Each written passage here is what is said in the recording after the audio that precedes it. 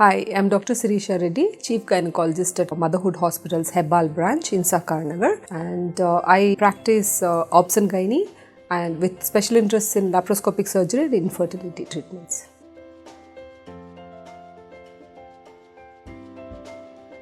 After an abortion, may it be medical or surgical when you look at it, when you have a medical abortion, till the bleeding stops, the lining would not be regenerating.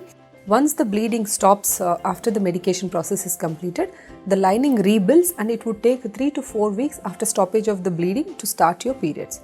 Likewise, when you go for a surgical abortion, once the products are all cleared off at the procedure, usually in 2 to 3 days time your bleeding should settle off and the lining will start rebuilding.